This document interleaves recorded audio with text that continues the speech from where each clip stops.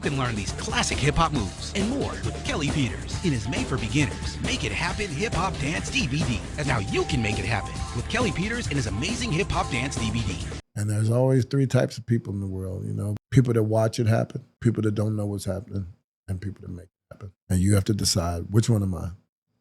So we went and we watched, and I was like, wow, number one, this is not hip-hop. Let's just start with that. He's like, I would use like yoga studios or different things. Anything. And she was like, my husband has a space that he just built, and you should come look at it. And I was like, I probably can't afford that, or whatever, whatever. Okay. So I didn't even want people to know that I like did that, because I didn't want people to like think that all I did was like work with kids and that I don't do professional stuff. At that point, I was pretty much homeless. And so I called my boy, Lino. He could hear it in my voice. There's something going on. I was like, bro, I don't even know how to fuck, I'm paying my rent. Like, and this next month coming up, I don't know how I'm paying my rent. I don't know what I'm gonna do. And he was like, I don't know why you won't teach people like you were doing on Martha's Vineyard. He was like, I never seen anybody do what you did with those kids. Like, that shit was dope. He was like, you do that really well. I don't know why you won't just do that. Yeah. And tell yourself that you want to be great, but then your, work ethic is average. Because the people that are great that you look up to, their work ethic is not average. There was a lot of people who would love to teach at your studio. What are you looking for in a teacher to be able to have a regular slot or have a pop-up in your studio? Some people are teachers. Some people just be having classes. Yeah. Like straight up. That is one of the gifts that I think I have, is I see it before other people do. Some people, I think that I'm cocky. Did you ever have like a mental health issue? And how did you overcome that situation?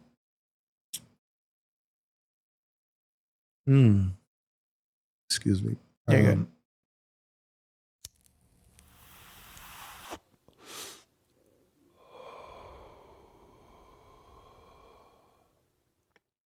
From the location, and the music is playing, and Martha's Vineyard is a beautiful place. And so that was the best part of it to me. And but other than that, you were miserable. Any type of artistic soul that was in my eyes was gone. Yeah. And I mean, I think she realized that too. And one day I told her, I was like, yo, I don't think I could do this no more. Like, I don't know what's meant for me, but it ain't that. Like, I can't. I know for sure I'm not doing that shit for the rest of my life. And my brother-in-law was like, pretty much needed to fire me, but like felt bad about it, didn't know how to do it, whatever. Yeah, because his family and shit. Yeah. Crazy. So, wow. But also I prayed a lot too. Of course. And Martha's Vineyard is a beautiful place. There's a lot of water, a lot of beach. So I would go there and hit that joint and just be like talking. Sunburned, but he's like, talk to God. But no, she had suggested, she was like, why don't you teach these people about hip hop? Because remember, she was there the night when I did that. Yeah. And even her, like, she saw me dance, like mess around, like dancing in the club, but she never saw me breaking like that stuff. And so it caught her off guard too, you know? So I was like, what do you mean when you say that? Like, teach people about hip hop. Like do a hip hop class, you know? And I was like, how do you do that? Like, how do you teach people about hip hop? Like, and the concept of that was something that was something new foreign to me. And so she was like, people teach classes here and they're packed with people. And I'm like, hip hop classes? She's like, yeah, I thought that shit was dead. That was the first time I seen what I considered a hip hop class. Yeah. And so we went to a studio. We were like, hey, we're interested, and we might have a kid that want to sign up for the studio. You have hip hop there? And they're like, yeah. Like, can we come watch? Like, yeah. So we went and we watched. And I was like, wow. Number one, this is not hip hop. Let's just start with that. Let's start with that. This is not hip hop. But like, but I was just like kind of peeping game about how they were doing things or whatever. And then after we left there, I was like, wow, that was not hip hop. She was like, I know. That's what I'm saying. You should teach people about it because and like they're receiving that and they're eating it up and it ain't even the real stuff. Yeah. It ain't the real shit. So I was like, all right, let's do it. So that I was looking for a space to do like a demonstration. Yes. And this lady where I went and watched the hip hop class was like, you could do it at my studio. Okay. I think in her brain, she was probably thinking like, let me see, because then maybe I'll have him teach the hip hop here at my studio. They're always like that. So she let me do the demonstration there. And I went to do the demonstration about, Martha's Vineyard is an island. So I would say it was like 75 people packed up in this lady's little studio that came to see the hip hop demonstration, right? Okay. So I'm like, okay, they listening, And I did my little demo or whatever. I created a little choreography, and my sister-in-law and my ex-wife, they actually did some choreography with me that I taught them. Okay. And then I did a lot of breaking stuff because that really is like what people are wild by, is like breaking. So I'm head spinning, windmilling, back spinning. I'm popping. I'm like doing it all. Tumbling, like literally in this studio, round off, back tuck, back handspring, back tuck. Like I'm going. Everything is going full out. I'm telling you, I'm going full out because I'm not going back to landscaping. Yeah.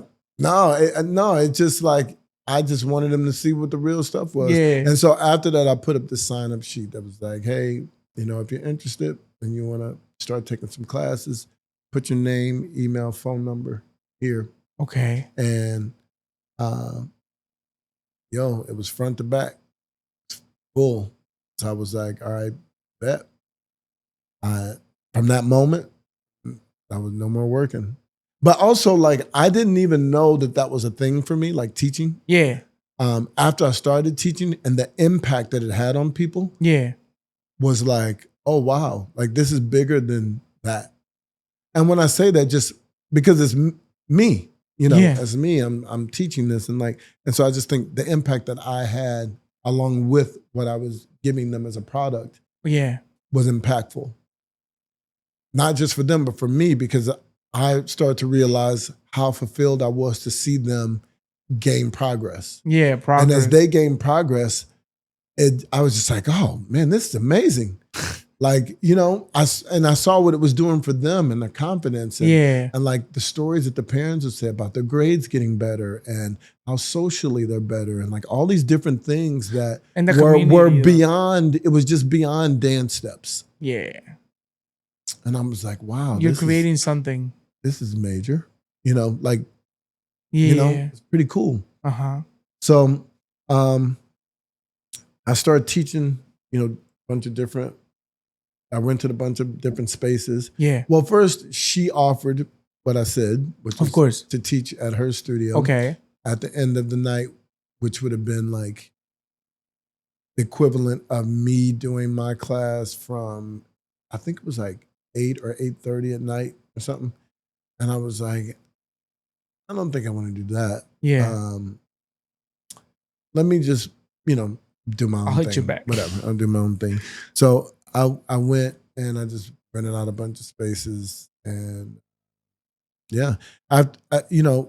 eventually this lady had been trying to contact me. Her name is Laura. Shout out to my Laura, Martha's Vineyard, Laura Oliveira. But so she had been trying to reach me. Okay. Because she had a daughter that wanted to take class. And like, it was really difficult for me. I didn't have any help. It was just me. So I was like, it's hard for me to get back to everybody. Yeah. And she was just like, who is this bitch? Like she didn't even know I was a male. She just had heard on the island, like someone was, there's this person, Kelly Peters, is teaching hip hop, and the kids are excelling and whatever, So she was trying to get her kid in it. Okay. Eventually, she did get in touch with me, and she came to one of the classes, and they would be packed in these like, I would use like yoga studios or different things. Anything. And she was like, wow. She was like, I think you need to, like, my husband has a space that he just built, and you should come look at it. And I was like, I probably can't afford that or whatever. Okay. And she was like, no, just come look at it, And so I went and looked at it. And literally I walked in the door and I was like, oh my God, I think this is mine. I think this is my joint. And they told me how much money I would need, whatever. And I lived on the vineyard year round. Okay. Mind you. So I had summer clients that would come in that I did private lessons with. And so I would always charge them like half up front and half at the end. Yeah. And it wasn't unlimited, but the amount of people they could have was unlimited. Okay. Like when I would come to their home or whatever. So because of that, I obviously had to price it in a way that covered however many people they may have. Of course. And so I had different clients like that. And so I reached out to all of them and was just like, hey, do you mind? Instead of paying me half up front and half at the end, can you just give me the whole amount at the beginning, summer? Yeah. And they agreed. And that was the money that I used to start up Kelly Peters Dance Studio on Martha's Vineyard. Yeah. Oh my God. And so that was the beginning. And I was teaching everything: hip hop, breaking, popping. And it was all you. Freestyling, locking, house, whatever. It was all me. So, but the enjoyment and the fulfillment of watching them like grow was crazy. And so it got to a point where now I'm coming back to New York. Okay. And I'm bringing these people, breakers, who are all majority white females, and they're going and wrecking shop, killing people. Like we would go to the Rocksteady Crew anniversary. Yeah, we would go to the Rocksteady Crew anniversary, and I would just let them go crazy, and they'd be in every circle battling, just in the cipher. And you could see clearly they weren't kind of from New York, you know? And so many people would just be like, where are these kids coming from? Where are these girls coming from? And I remember Cricket. Cricket's another B-boy. He's a teacher, choreographer, professional dancer. Uh-huh. I'm like... And...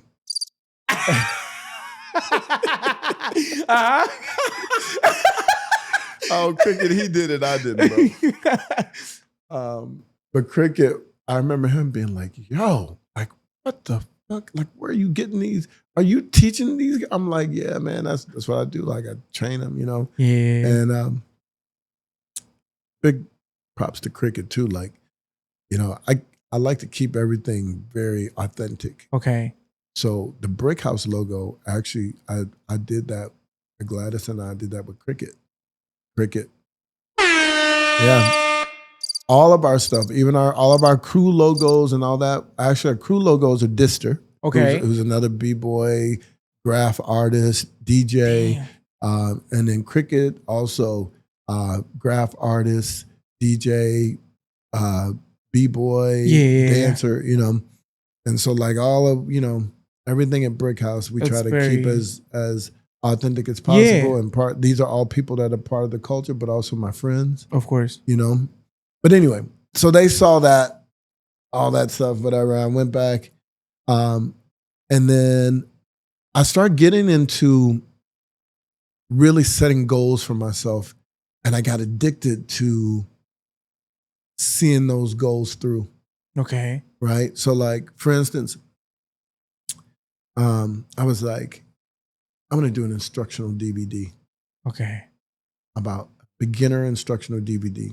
Okay. Hip hop. Yeah. I'm going to make it happen. The name of it is that. Make It Happen. That's the name of the DVD. You still find it today. Really? Yeah. Where? Hip-hop is hot. The sidestep, the wave, and the cowboy freak. And now you can learn these classic hip-hop moves and more with Kelly Peters in his Made for Beginners, Make It Happen Hip-Hop Dance DVD. Amazon or whatever. Oh, I really? mean, I don't have, it's other people selling it because I stopped distribution years ago. Okay. But Make it happen. it was the number 2 on the list of instructional DVDs for hip hop. Only person that was beating me out really was Darren Henson because he had Darren's Dance Grooves. Shout out to you, Darren. I hope you're well, my brother. And the other person was Gio. Gio had Gio Habella of Iconic out there. Shout out Gio. He also had an instructional. Okay. He had an instructional DVD. Okay. But yeah, mine was the number 2 on the joint. And Darren's, the reason his was number 1 though was because he was the choreographer to the Stars because he worked with NSYNC and Britney at that time. So like they were all like in his commercial, it's like Britney like, yeah, Darren, and like, oh, so he blew me out the water, you know. Do you wonder where Britney Spears or NSYNC got their moves? Here's your chance to get the inside look at how it's done. Britney the fucking. Yeah, I'm not gonna bite that shit. I know. Maybe Britney's taking the class. I don't know. But mine was actually just a really, not say that his wasn't great, but mine was really great. I actually used his to create mine because I had people like do his at all different dance levels. Yeah. To see how they could learn from the video and what they needed. Yeah.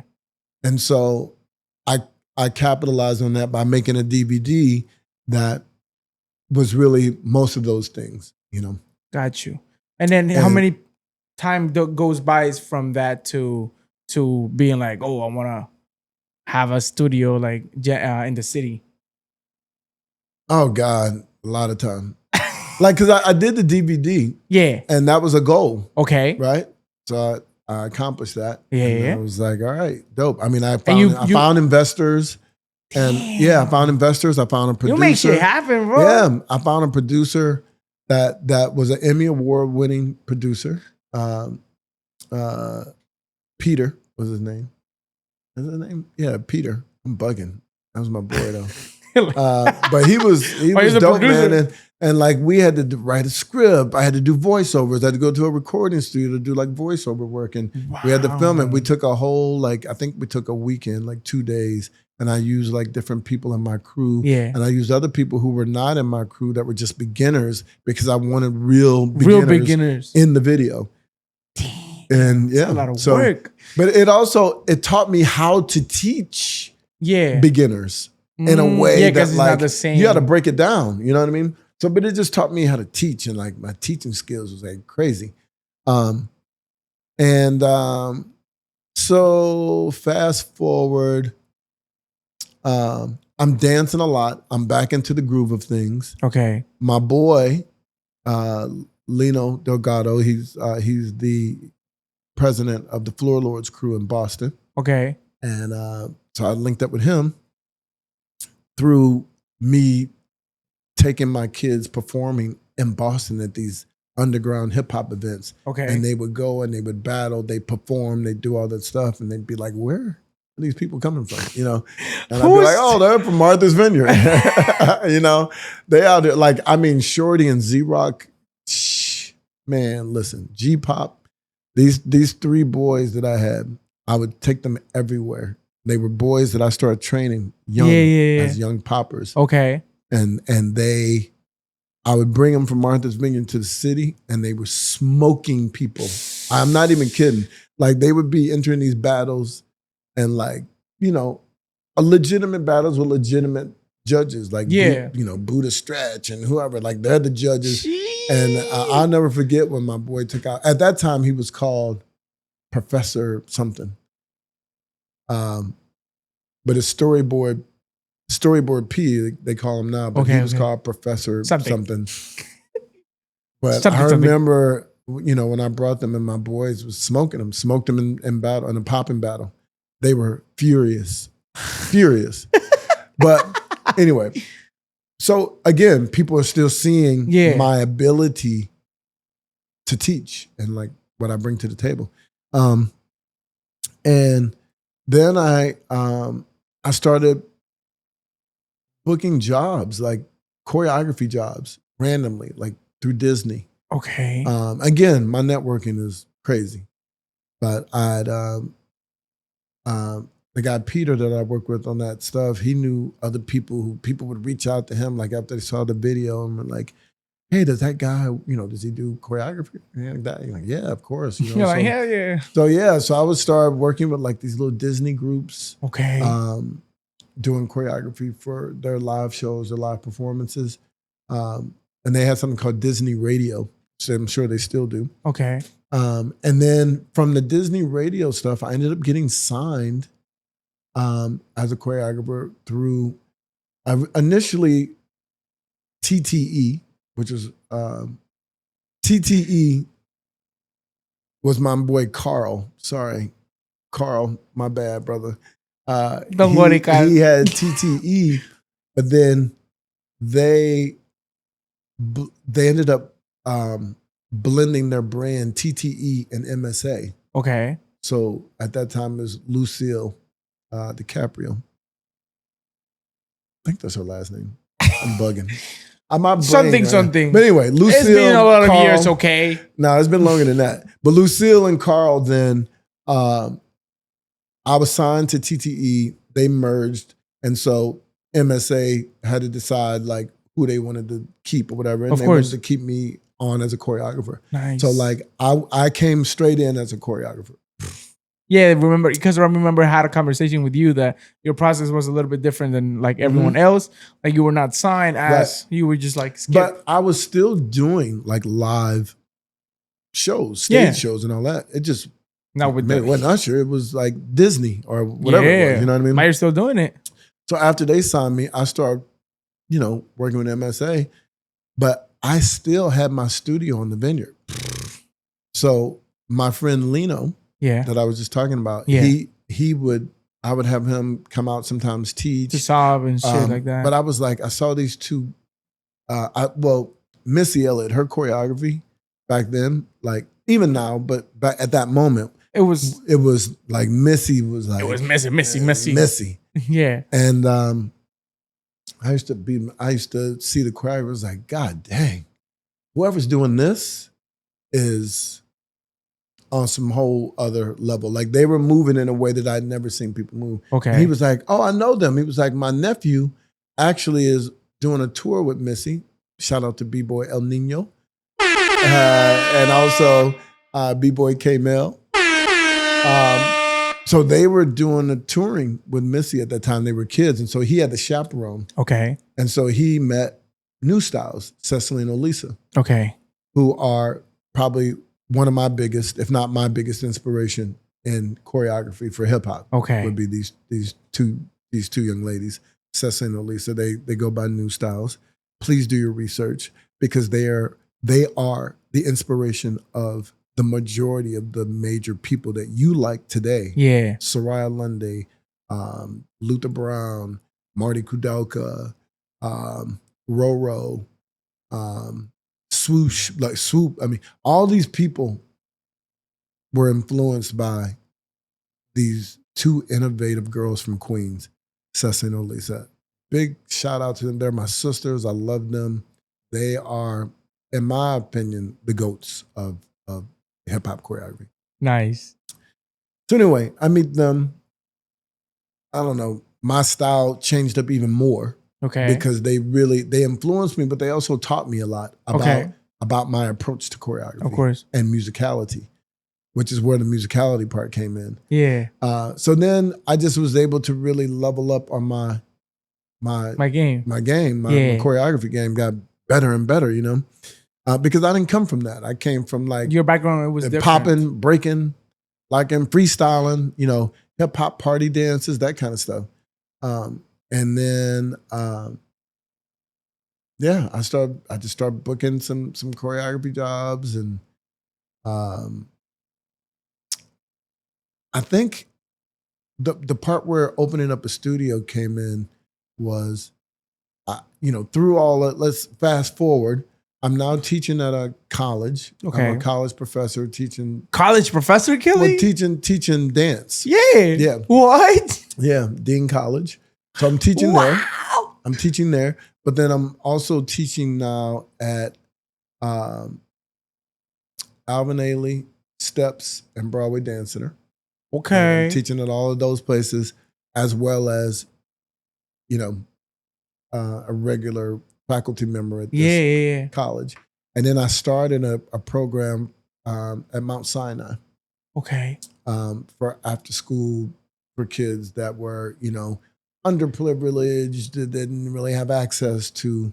I started a program for them at Mount Sinai, and it was an after school thing. Actually, I didn't start it, but I ran it. It was my friend. She was on the board. Her name was Judy Hannon. Shout out to my friend Judy. I love you, Judy.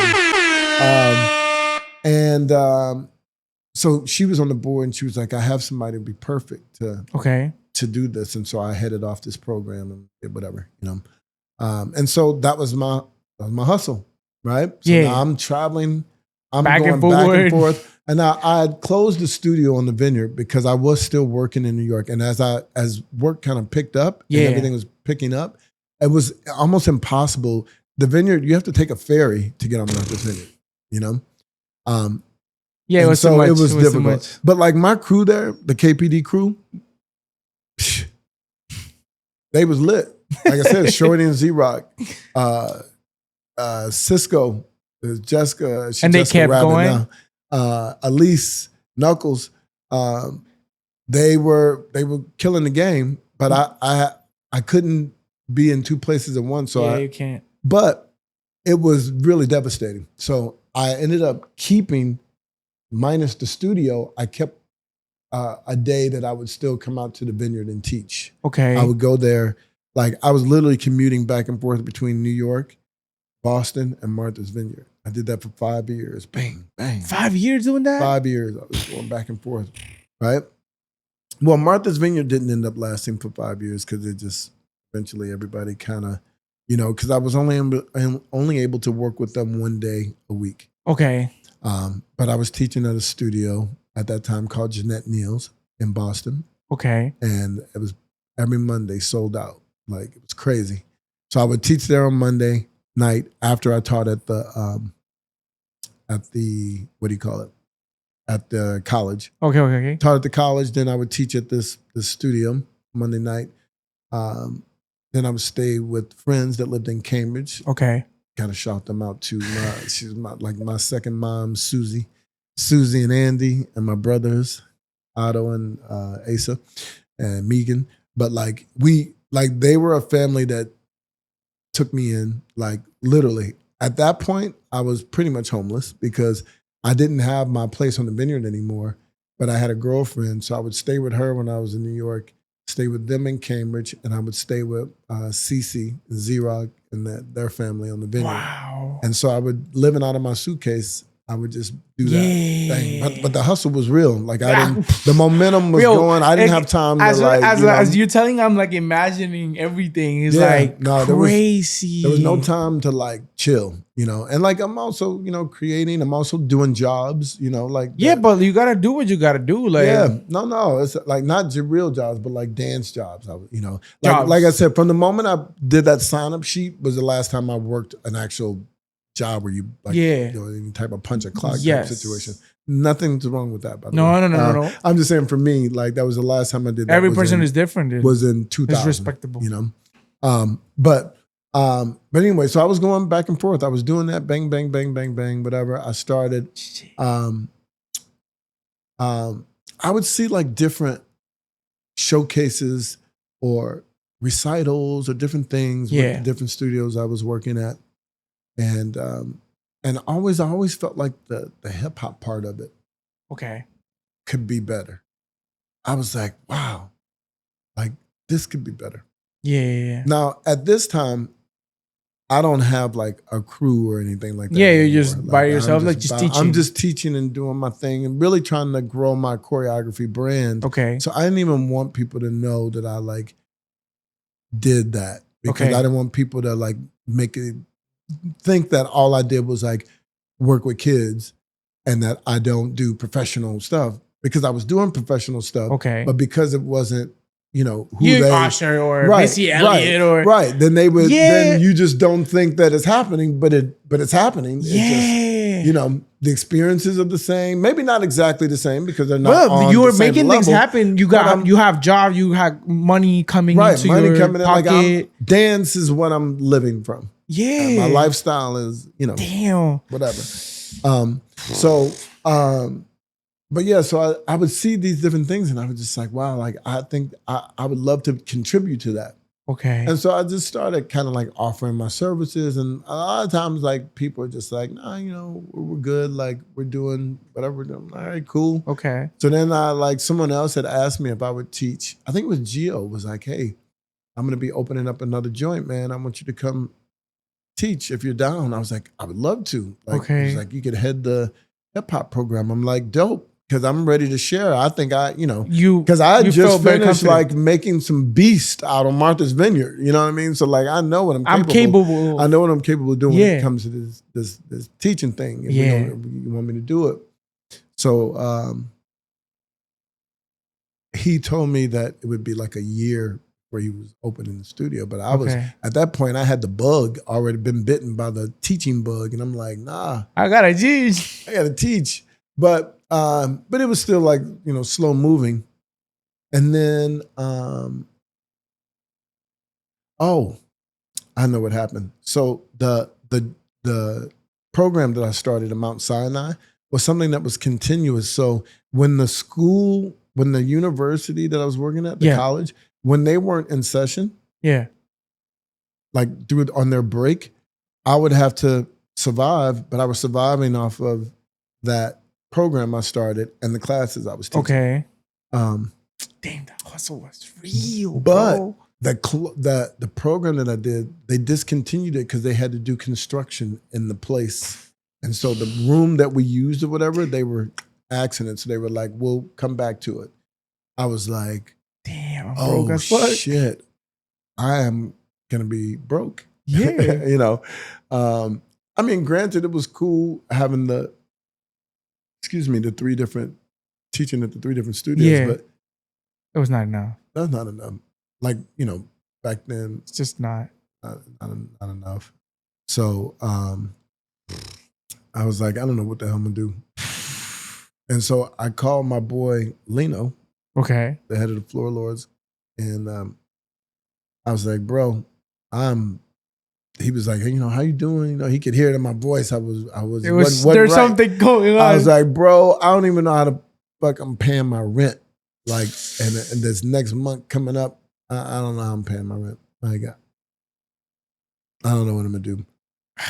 This is because we're fast forwarding past when I was commuting back and forth, which I was still commuting back and forth, but eventually got a girlfriend. We moved in together, and you were more stable into the city. Yeah, I was more in the city. But at that time, I think we were broken up, and I was like dolo, when I was in this situation where I'm allowed to pay my rent. But anyway, and he was like, I don't know why you won't teach people like you were doing on Martha's Vineyard. He was like, I never seen anybody do what you did with those kids. Like, that shit was dope. He was like, you do that really well. I don't know why you won't just do that. And I was like, I don't want to be pigeonholed. I don't want people to think that is all that I can do is like that. Like, so, I'm doing jobs, choreography jobs, and some of it like Samsung commercials. Like, I'm like sizable jobs. Yeah. And I'm like, I want people to know me more for that. Yeah, rather than just for that. Kids and he was like, bro, you better, you better pay rent. You gotta pay rent. You better do what you do best. Do what you do best is what he said. Okay. And I was like, you're right. And I was already feeling the teaching bug from seeing all the stuff. I think those are reversed though. Yeah. Because the teaching bug thing happened before. No, the teaching bug thing happened before. Fuck, man, I can't remember. So long ago. This is like 15, 20 years ago. But like, either way, I didn't, the same thing I did on the Vineyard where I did like an audition thing or whatever. Yeah. I was like, I'm going to do an audition. Okay. And I'm going to start my own little program. Okay. Damn, this with no like context, like no money, no nothing. No, so it's like no. I rented a studio space and I'd already created a whole program on Martha's Vineyard. Like I already knew like how you already know how to work with everything. Right, the structure is like I can do this, but like it's like at the moment you're like, damn, like I don't have money. I rented space at this place, NOLA Studios. Okay, and just went in, man. I was just going in for months and months and months and months. And it wasn't like the parents were in the room. They weren't, allowed to come in and sit in the room. Yeah. So they don't know what they're learning. They just knew that the kids was coming out happy. Okay. And more skilled, but that's what matters. But they couldn't, but they don't. How? They didn't know how. Well, not just that, but like they weren't able to. They could see progress outside of it, but they didn't get to see it at its full. They were just like, we don't really know what it is you're doing. Yeah. Will we get a chance to see that? And I'm like, that's a good question. I didn't think about that. Showcase or something. All I can, there's a showcase or something because I didn't really, that wasn't what I was thinking about. Yeah. I was just like, I I just want to make you dope. Yeah. And put you out in the world and let you do your thing. And so I was like, I guess I should do a showcase or something. So at the time I worked, I told you I was working at Alvin Ailey teaching, but I'd also, I had choreographed a gospel musical at Alvin Ailey. And that musical, that was actually the first time that I hired Soraya and Dr. U on this job. And that was the first time that I met them and started working with them was on that job. And I had a relationship with Ailey because of that, because I was there, for months during the rehearsal process and the show ran for however, I don't remember how long it ran. But and I brought breakers into it. So I brought in like, some of my breaker friends, whatever, it was a great production. We had so much fun doing it. But anyway, I had a relationship with them. So I was like, hey, I would love to rent out the theater and do a show. I was like, not again. I was like, not again. No. Okay, so you wanted to rent it? Yeah, so I was like, yo, let me rent the joint. And they were like, okay. And I was like, can we work on this price? So we went through it, whatever. They gave me a decent price. Okay. I'd already started my program, which was, I already had teachers that came in and worked with them regularly. So it was like Melanie. Okay. Aguirre. Did I say it right, Mel? Aguirre. It was Noel. Okay. Frostlock. Okay. It was Mr. Freeze. Myself, obviously. Of course. They had every guest you could think of, man. Mr. Wiggles. Just, I don't know. They're like, I was bringing everybody in to work with them, and so when I did the show, I was like, all right, bet. Let's do this. How I'm going to do the show. You're going to do a locking thing. You're going to do the whacking thing, whatever. Because they had been already training with them. So they already know the foundation. Familiar with it, yeah. And so I just put together a show. I put a little, kind of like a little storyline. I invited some people to do it with us. One of the people was New Styles. Okay. Who at that time weren't even like still doing industry things so much.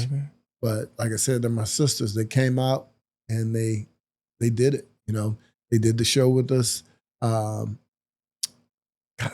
Future. My boy Future came and did Okay. the show. Man, he's amazing. Future, EFO, Future, my guy. Much respect. You're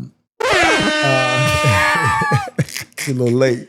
I'm like, sorry. Come on, Rudy. I'm You're like the killing DJ. me. Come on. No, Rudy is off. Come on, Rudy. Like my fucker.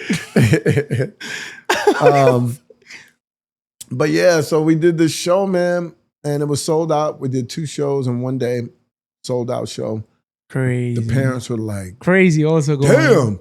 Because I had a lot of choreography in it. Okay. Like they had like one little piece, like a whacking thing, another thing. And, Yeah. But the rest of the show was like pretty much just all my choreography and all my stuff. And so yeah, after that, I was like, yeah, I'm actually gonna do a younger group. So if you're interested, I'm gonna have auditions on this date. And I did a younger group. Okay. And so I had Gen X or Generation X. Yeah, by the time. And Gen X. Okay. And so that's when Gen X is when a lot of the younger people who are now older, like Izzy Bank, Natalie Santiago, Pop Tart, Jared Allen, Niall Bullock, a lot of them were in that. First generation. Corday Young, yeah, like they were first generation. Erica Barnett, like dope kids, man. All of them dope. And so anyway, they were part of that. And I just kept doing it. I kept renting space and doing it over again. And then I started Gen XS. I was like, I'm gonna do a younger group, and started Gen XS. So I had Generation X, Gen X, Gen XS, and I'm running in this NOLA Studios. I'm running from floor to floor because I had rehearsals. Okay. And I'm renting space, but I had more than one room happening at the same time. So I'd like to have them across the hall, so I'd be in one, and I run across the hall to the other one, and I go down to the other one that was downstairs, and I come back up, and I was all over the place. But so I ended up, eventually, so my partner Gladys, I said before. How you met her though? Because she was Izzy. Okay.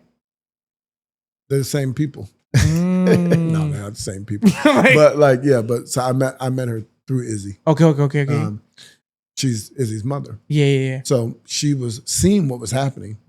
Okay, gotcha. And she could see that the natural progression was like going, and it was growing. She was like, you need your own space, because there's a couple times that the place that we were renting told me some shit like, hey, the space is not going to be available tonight because I have some regulars that came in last minute. And I'm like, regulars? Like, I've been at this joint for 7 years. At this point, I've been doing it for 7 years. 7 years renting space. And in that moment, she was like, you need your own joint. Yeah, like, you cannot be doing that anymore. You can't be doing that.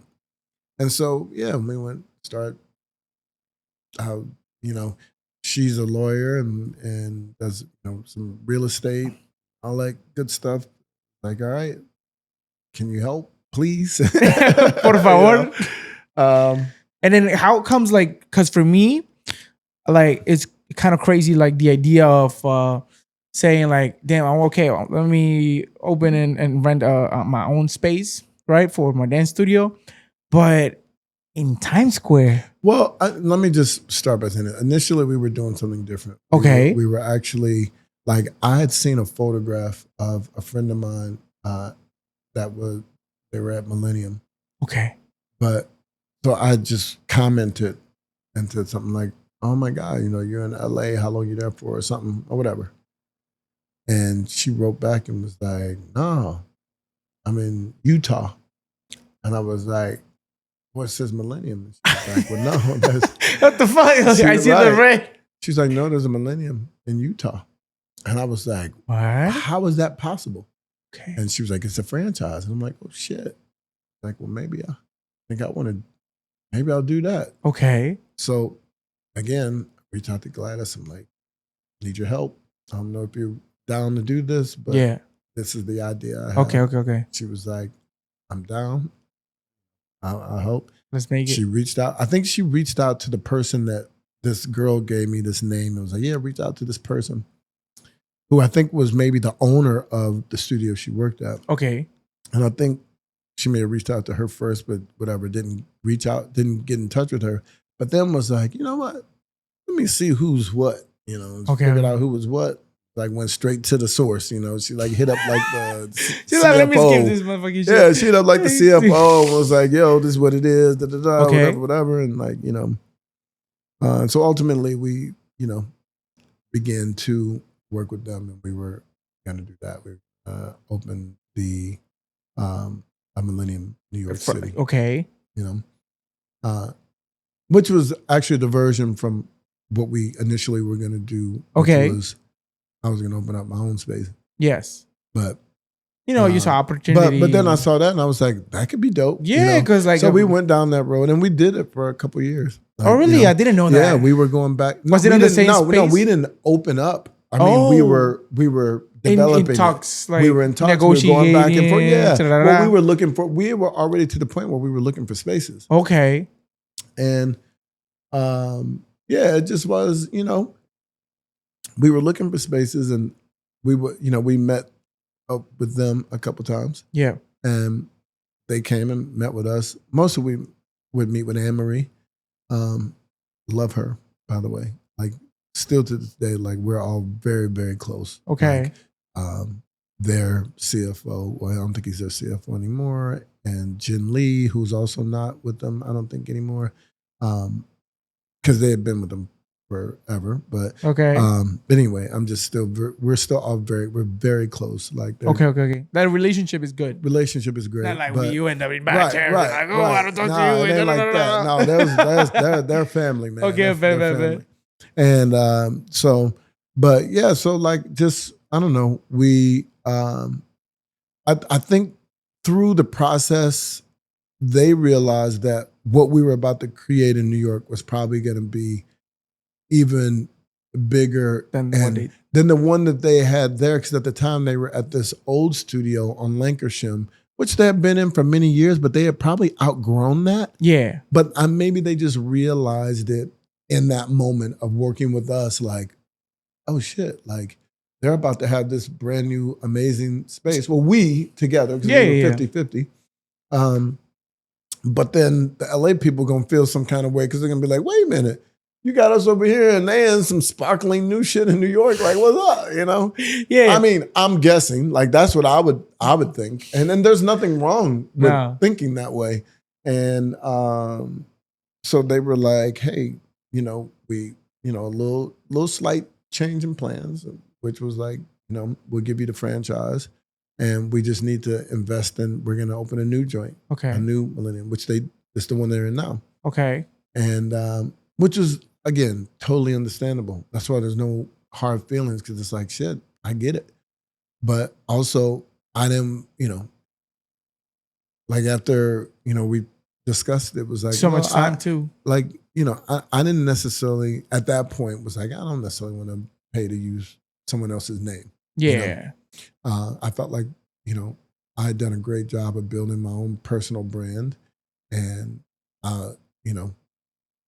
my partner is capable. Like, let's light it up ourselves. Like, Yeah. And I had a dream of the name Brick House. Okay.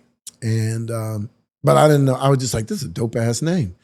And I remember we were in the process and I was, at the time, my assistants, I had two assistants. It was Britt Hay, who's incredibly dope. Okay. And Deshaun the Prince.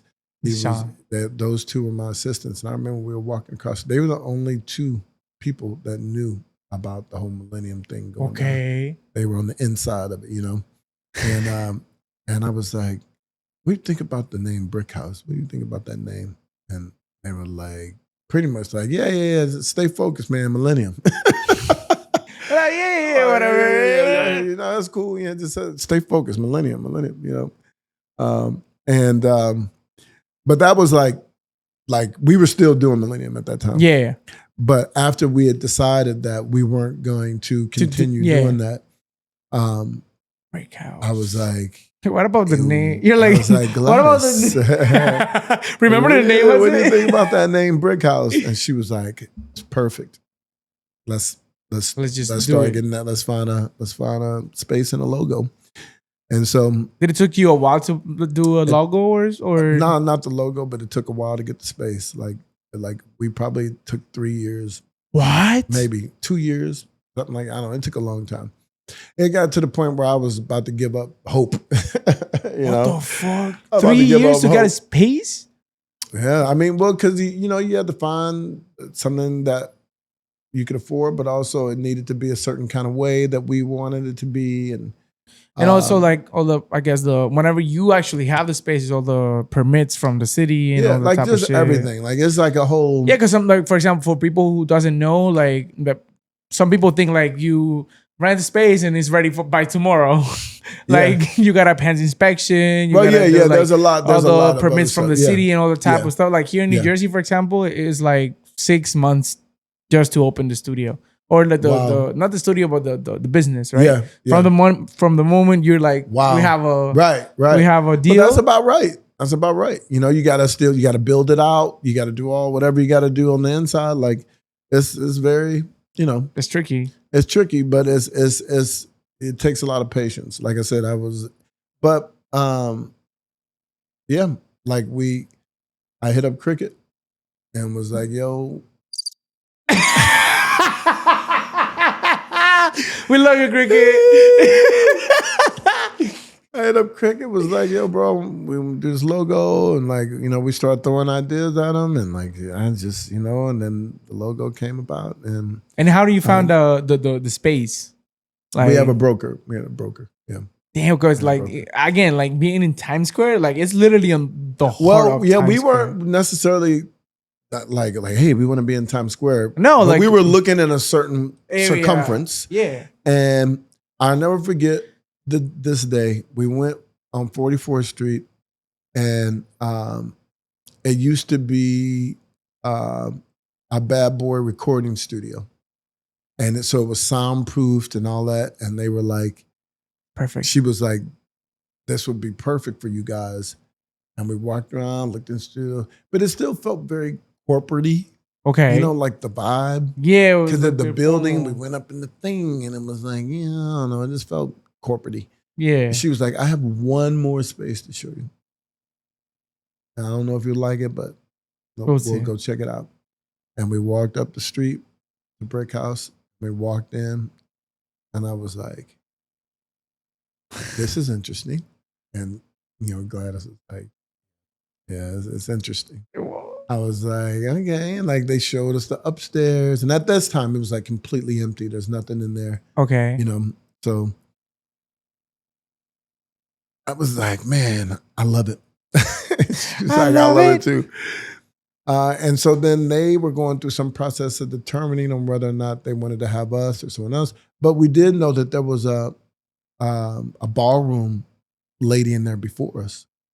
So they were already up on the fact that it was like Everything a was dance kind situation, of already had mirrors, already had a wood floor. ready. What a blessing. And we were like, wow, like It's perfect. it's perfect. And yeah, the rest is history, man. Like we You got made it in happen? and we got in 2017. Like a DVD, make it happen. Yeah, like a DVD. Make it happen DVD. We made it happen. And then it's, it just kind of, ultimately it was a larger version, way larger version of like training. Yeah. Like I was like, people like to train. Let's make Let's that train. like the teachers that come. I want them to be good teachers that are really good educators and like, that kind of thing. And yeah, we have a silent partner who is now my father-in-law. He wasn't at that time, but he's a silent partner. Craig Kamasi. We love him. He's just amazing, generous human being. Like, he takes after his dad. So, yeah, man. And it's just been a a blessing. Like this whole experience has been a blessing. And like, shout out to like Laura Wait. Kesnick, Desimundo, Jerica, Brandon, Lauren, a lot of people that were part of the infrastructure of setting up, the business when we first started, and who are there now. Yeah. Like Laura and Desi and Tata and Marmar and Marissa. And then we have new team members coming in, Rashawn, like all these people, like it's just like beautiful. It's just beautiful, man. And like, to see how, I love. guess, like from a perspective that it came from a dream, but also from a moment of necessity. It was like, damn, like I can pay my rent, and now see where it came and the opportunities you, thanks God, and also you, like you're providing for other people. But like the thing is, it is still. That moment of not being able to pay my rent woke me up, but it's still a purpose. Like my purpose of what I do. I'm a firm believer in the proof is in the pudding. And from the kids that I started with back in 2010, which is when I started Generation X, it was 2010, all the way to now, all of those kids are working professionals in our industry, the ones that chose to go that route. Yeah. Some didn't. Some like because not everyone has a veterinarian. to be. They want, but like the ones that wanted to do it and did it, they're doing it. You know what I mean? And they're doing it successfully from then till now. Like it's still happening, and like that is part of the purpose. Is that's not the only thing, because like I said, it's bigger than steps, man. Of course, it's bigger than dance steps. Like when I say we, I mean Gladys and I are contributing to the development of all these humans and a community that they can grow in and feel safe in to make mistakes, be vulnerable, and get better, and have support. And I don't think that there's nothing more fulfilling to either of us than that. And that's the honest to God truth. It's like there's nothing that anybody is doing that makes me feel like I'd rather be doing that. Yeah. I don't feel that way. You feel like you're right. I feel like I'm doing exactly what I'm supposed to be doing. And the relationships that I've created over the years are respectable relationships, like with all my choreographer friends, from Brian Friedman to Dave Scott to Trisha to Luther to Eddie to Bam Bam, like Luam, Rhapsody, you name it. I know all these people because I've been in this city and in this industry for a long time. We've done things together, like projects or this or that, or, I started my own convention at one point called Beast from the East. And I was traveling around like Cheryl Murakami, Luam, Rhapsody, Geo, New Styles, Bam Bam. Had a whole a whole crew. We were Darrell Bullock. Like I would take these people out on the road and we'd be doing it. You know what I mean? Like they're family. I was part of this thing called Scene Interactive, which was a production company that what they would do live resumes for people where you could put your choreography and film it in their studio. Okay. And then they put your headshot and all of your information like in this thing, but it was a video attached to it that they professionally film and edit. And it was your choreography. Wow. Yeah. And so that's when I started doing the interviews and stuff. Yeah. So the interview that people see with Danielle Polanco, it was like a branch off of that I started.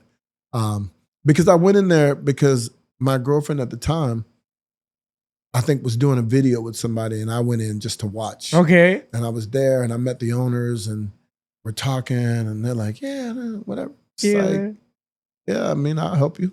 I'll get down with you if you, because they were like trying to really reach the dance community. I was like, I got you. Like, I know, there's not many people that I don't know, so I'll connect you.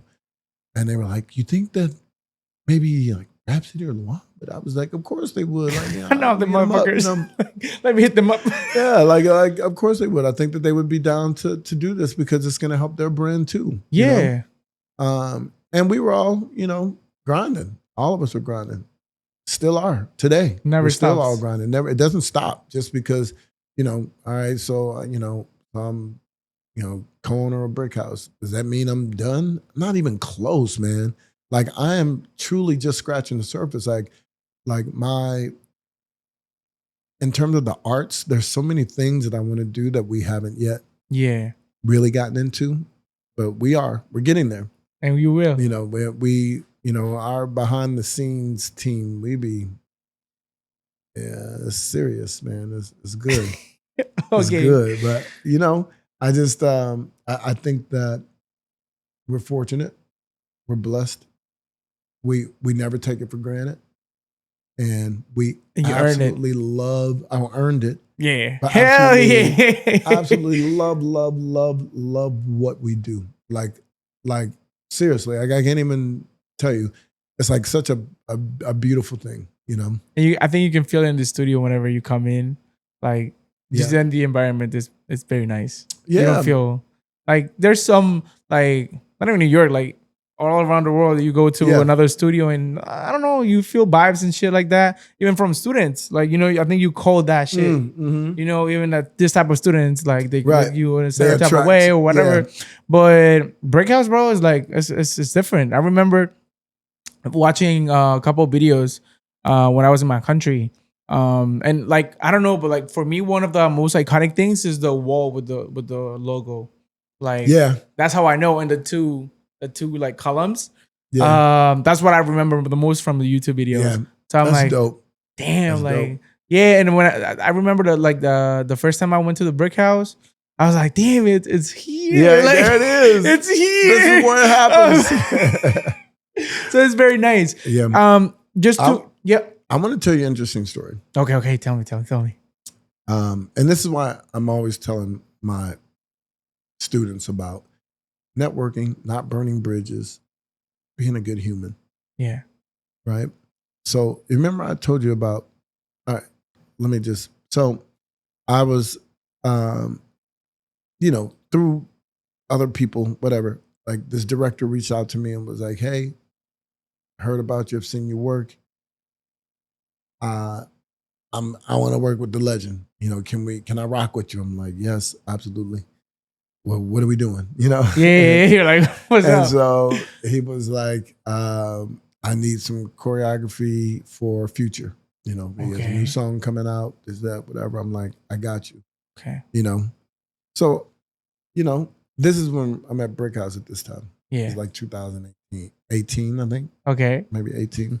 And so I get some of my dancers. I send them through headshots. He's like, all right, cool, I'll take it. Okay. I hit up Miss Wyatt because she was in my crew at the time, because she was more of the female type of movement that I thought could be helpful for this artist. Yeah. And obviously I had my own stuff that I was going to do, but I did want that perspective. So I brought her in. And we choreographed, did our thing. We go to the job to go do the job. Yeah. We're hyped, mind you, because I'm like, Future. Nice, it's Future, like, and like I said, I've been doing sizable jobs, and this was just another nice reminder that I, even though I'm working with my people, I still can have these opportunities. Yeah. To do those things. Things that you maybe I'm not gonna lean into it and lay into it. That's not your full time. Right, my full time thing. But guess what? I get to tip my toe into that. And then bring your people and then go and bring my people too, and then go on back. Because now everyone has that opportunity. Right. So I was like very, very excited about that, man. Very excited about that. So we get to the set. And they walk us back to the holding room and everything. And the director, the producer was like, hey, I want to introduce you to this person. She's going to be helping all the talent, and she's going to be making sure that everybody's straight. Okay. Have your girls check in with her, whatever. I'm like, all right. They're like, where is she at? And I'm like, she's back there. They walked me back. And they're like, Kelly Peters, this is Millicent. Okay. You remember who Millicent is? Millicent. She's the lady, the casting director that booked me on all of those music videos and all those things I did when I was younger, when I first moved here. And I was watching her on set and watching the people and all the things and going, I want this. She was one of those people. No way. But she was the person who was hiring me on those jobs. Crazy. So now I'm on this job with my dancers from my studio in Times Square on a job with Future. And I'm seeing her for the first time in over, I don't know, 25 years or something, you know. And I literally embraced her and almost cried.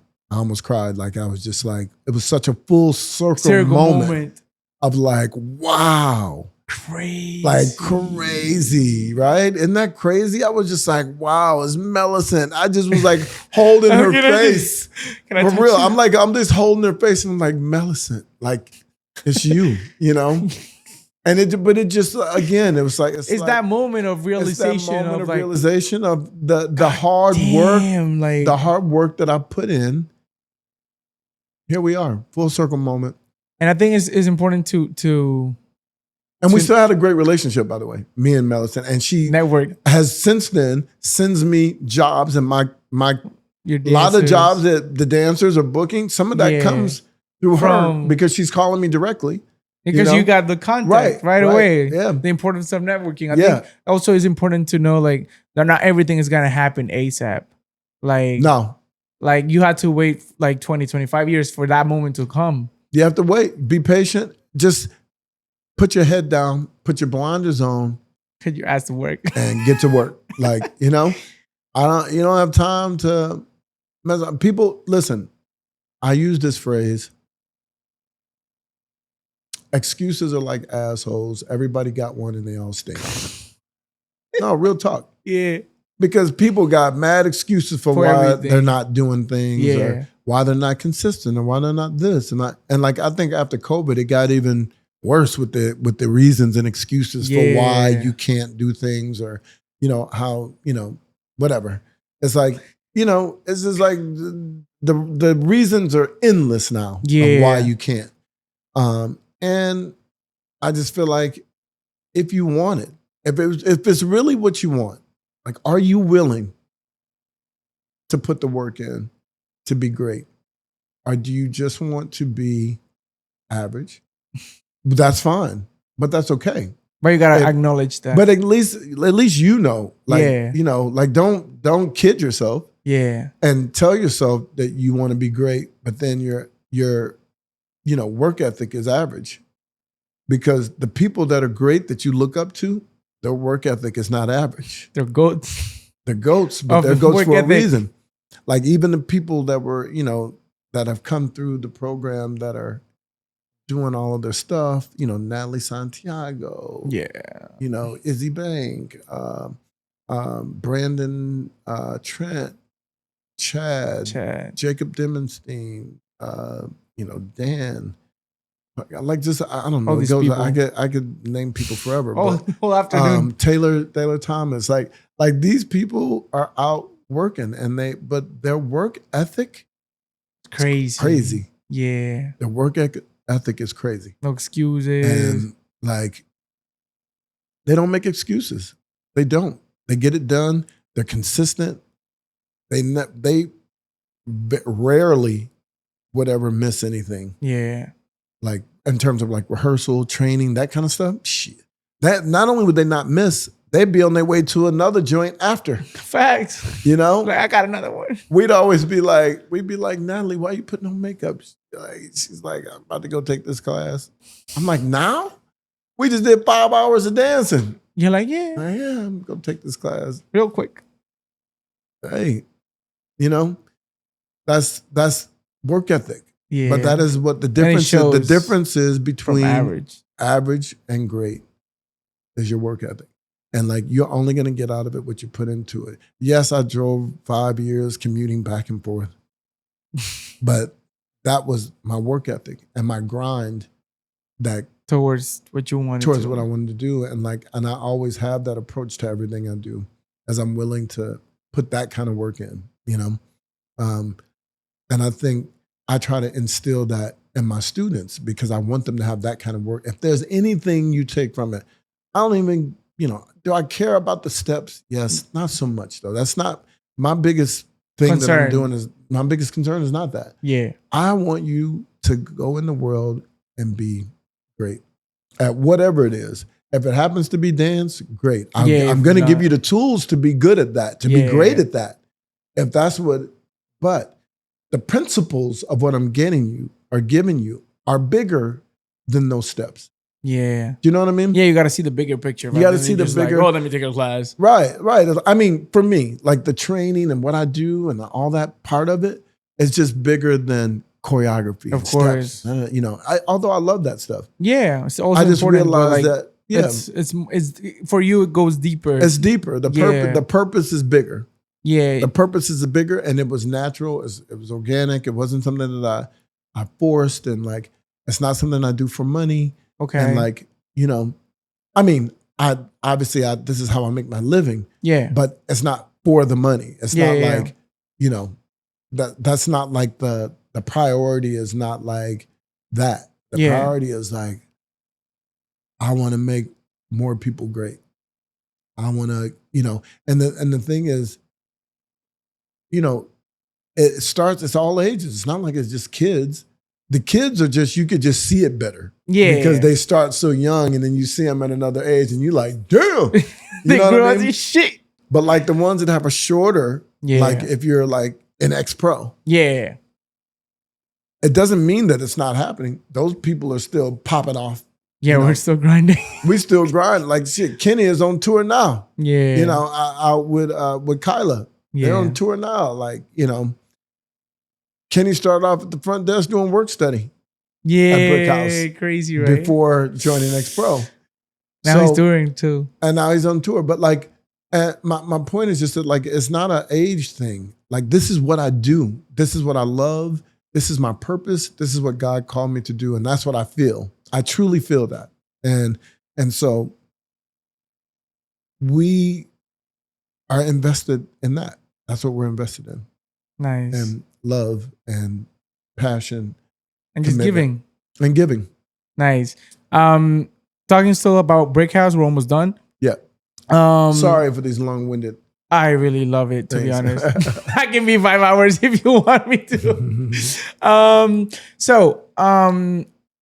Brick House is a well-known studio, right? In the city and also like, I can say worldwide. Yeah, abroad. Yeah, that was the word I was looking for. There was a lot of people who would love to teach at your studio, right? In your studio specifically, but in every studio in general, what are you looking for in a teacher to be able to have a regular slot or have a pop-up in your studio? Because some people is like, I don't know, like what do I have to have or to teach at this place? From your perspective, what are you looking for someone that can actually teach at your studio? Great educators. And it's not even about there are certain ages that I won't really, do. Like I don't do like the kid teacher thing necessarily.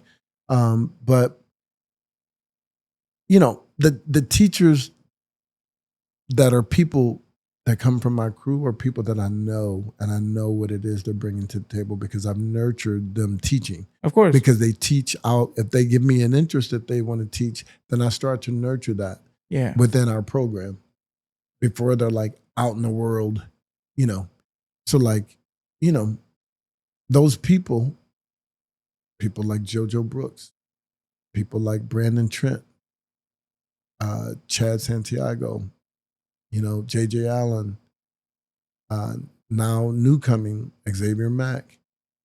And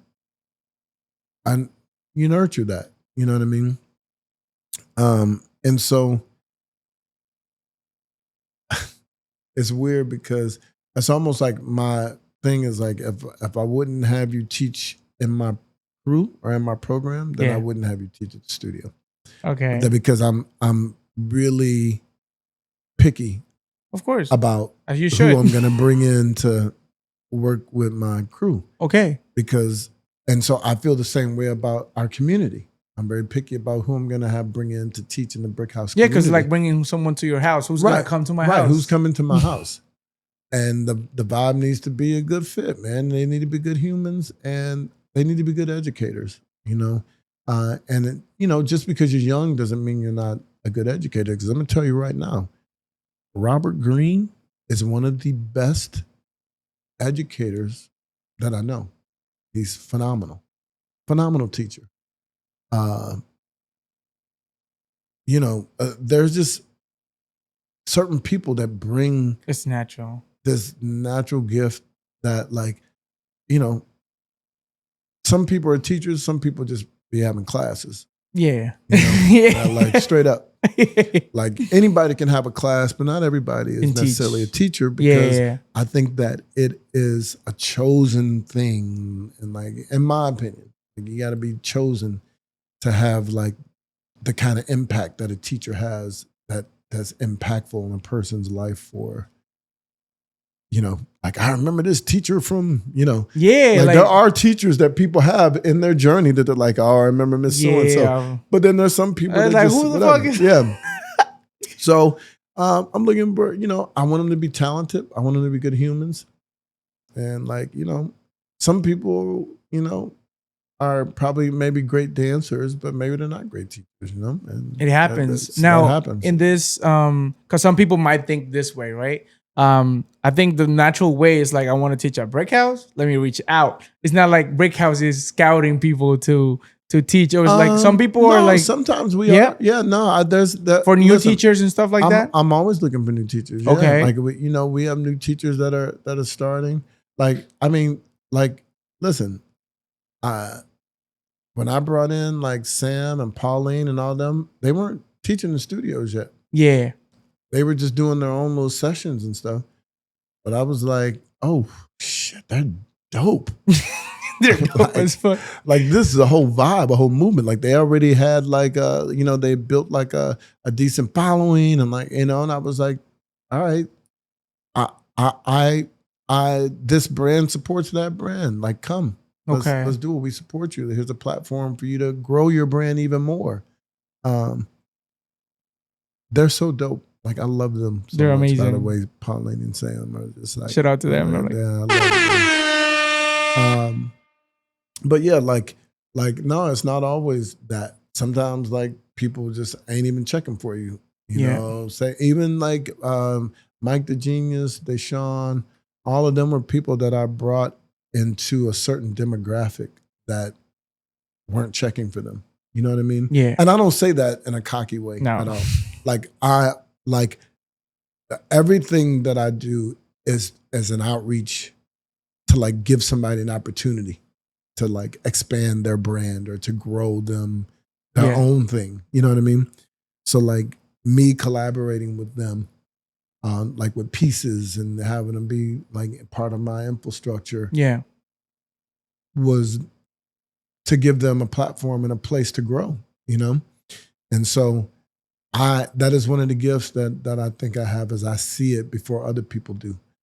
Sometimes before, the talent of looking at like talent. I see the talent of seeing people and being like, oh, this person can really go somewhere if they just have a little help. Yeah. And the same with Kyla, like who's now blowing her, Kyla Bullings, and she's like, shout out to her, I love her. She's like, the whole ugly movement situation, man, is like, it's real. Like she's making it something out of nothing, and like, Judith McCarty, same thing, the queen of Afro beats, like, you know what I mean? Yeah. Like when she came and she was like, hey, looking for a place to teach. Like I could have been like, nah, never heard of you, whatever, because she came from a completely different place. Yeah, and I don't know you. I'm just like, you're talented and you're a beautiful human. Like, let's do this, Let's make it and happen. that's what, like, it's that vibe. It's like, I like beautiful humans. Like, I want you to be a beautiful human. That's what, like, the first connection of that usually, and And Gladys knows too, because like even with Kyla, I think had sent an email and I didn't even know. And Gladys was like, somebody sent an email, but I set up a meeting. Oh, shit. Because she was like, I really like the vibe. Okay. Like, I think you'll really like the vibe. And I think it's somebody that, we would want to have here. Nice. And it was an easy shoe in, And so like, yeah, we're just, like I said, she's very spiritual too. Okay. And so like, whatever we could do to help, man. Nice. But yeah, in terms of like the teachers, yeah, that's what I'm looking for, great educators and talented people that bring something different to the table that are great humans. Nice. Pretty much, Good. Yeah. Okay, good. So getting to the final part of the conversation. Okay. Can you grab another 2 cards from the level 2 ones? Oh shit. You're like, oh shit, here we go again. This guy. Cards. It's like, who's that, Yu-Gi-Oh? Okay, level 2. Let's get it. Jesus. What are people always misunderstood about you?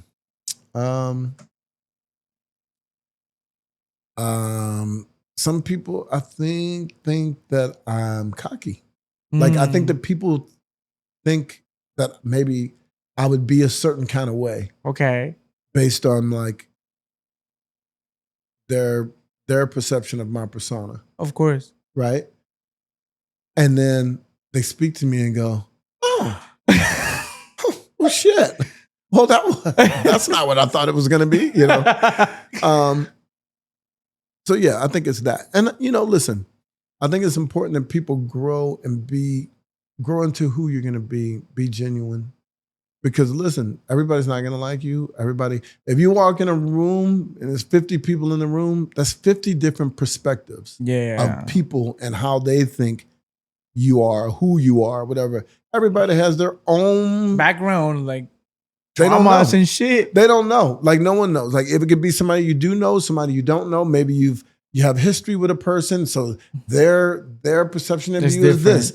This person is, you just known them for 3 months and their perception is that. You just met this person. This is their perception.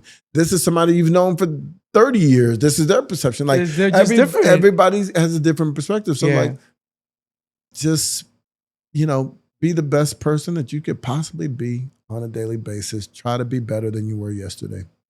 That's basically it. But yeah, I think that's one of the biggest misconceptions is that like I'm unapproachable. Hey, maybe it's because of you have fashion, and I think you look good, bro. Oh, thank you. I appreciate it. Yeah, yeah. really Fashion like is cool. Fashion is cool, but like it doesn't. What does that mean? Like I don't want to talk to you. Like I do think that people think that Yeah, because it's not the same. Like for example, if like you see someone like in just like regular baggy clothes and stuff like that, like colors not matching or something like that, it's like, well, but if you see someone like well dressed and whatever and like they take care of themselves, it's like, oh wait, right, there's some kind of prestige to that. Yeah, I guess, I don't know. I just like fashion. Yeah, I can see. But also like I just believe that we are doing business with people and people are looking and observing, and it's like, like if I'm coming to you to say, hey, I want to do some business with you, and you're looking at me and I have like dirt under 3 or 4 of my fingernails. Right. And I'm just not presenting like like whatever. Like there are some billionaires, I'm sure, that walk around with holy sweaters because they don't care, boy. Because they don't care. But like if you're not that and you're trying to become a billionaire, I don't know if that's the way to go. I think I saw like a phrase or something like, if you want to make money, you got to look like you have it. Yeah, you got to look like money. You want to make money, you got to look like money, But like, no, I just like to take, because I think people are looking at your hands or they're looking at whatever, because you're doing business with them. They're looking at your shoes. My grandfather always told me that. Like, he was like, man, if you're going to do business with people, you make sure you look at the shoes. I was like, all right. Really? Yeah, man. Like, he's old school, though, But I listen and I believe that I do look at people's hands. Yeah, like little details be like, oh, like even hands, feet, like shoes, like whatever. Even you can tell like their financial situation and like. Well, no, I don't think that determines a financial situation, but it just says something about your self-care and upkeep for yourself as I mean, yeah, but some people, individual. like, let's say, like, they're in society and like they're in that moment of their life that they cannot even like right. do that. So it's Yeah. like, okay, Or it's that. Yeah, or it's that. yeah, But okay, that's understandable. yeah. Let's grab another one. Oh. You're like, oh boy. All right. What are you afraid to let go of? Interesting question. What are you afraid to let go of? I don't know. I think anything that I've been afraid to let go of, I've let go. Like even within my business, like I still have creative control, but I used to feel like I had to do all the choreography. Like I got to do it. It's me, but it's bigger than me. It's not about me. It's about Brick House. So I can now I collaborate differently. Nice. In a way that I had to let go. Okay. Like one of the greatest pieces we did this year is a piece called Breathe Me that was choreographed by Ayumu and Carlin Michael. And it's beautiful. And it was weird to have a piece on stage that I had. I mean, what I had to do with it was that I am still the overseer, the creative director, if you will, that brought those two together and said, this would be a good collab. But you didn't but I didn't actually do the choreography. Nice. But then there are some times that I am like we did one thing and it was like me, Caitlin Hardy, and JoJo Brooks.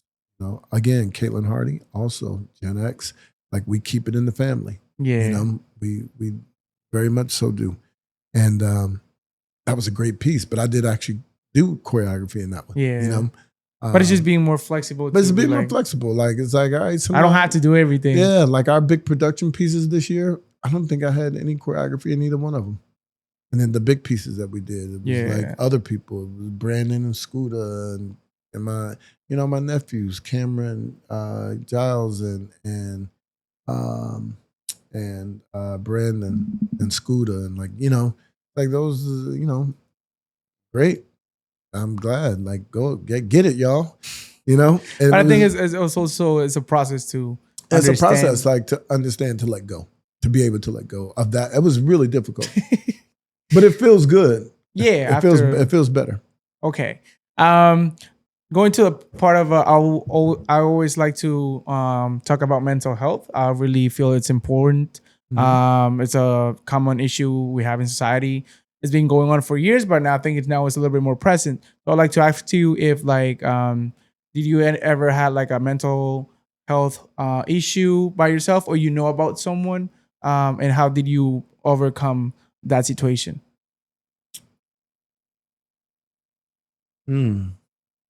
Excuse me. Yeah, good. I cannot say that I've ever had a mental health issue, and I thank God for that.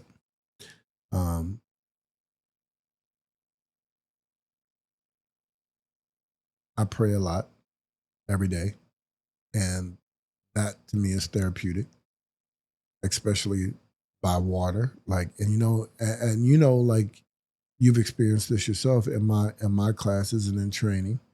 The last thing we do before we start training is we do a little manifestation or some sort of like meditation to kind of like clear everything, and reset before we start, so we're not starting with all of our outside stuff.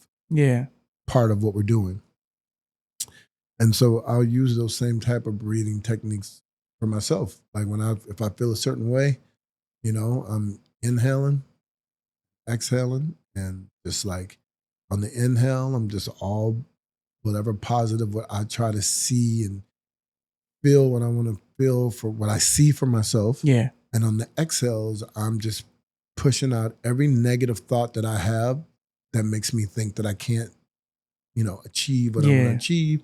Or if I'm feeling some kind of way and I know it's coming from a certain person or a certain situation, as I'm exhaling, I'm thinking about that situation. Okay. Or I'm thinking about that person as I'm going, I'm letting that you go. out. I'm letting that go. And now I'm just bringing in the positive. And now whatever the negative is, I could think about the same person 3 times in a row. Just, you know what I mean? Yeah, or the yeah. same situation. Or whatever is going on I'm in your letting it mind. go. And so that's just how I cope. But like obviously it's not this, not that easy for everybody. Everybody's built differently and everybody's different, traumas or different things in their lives, and like totally get it.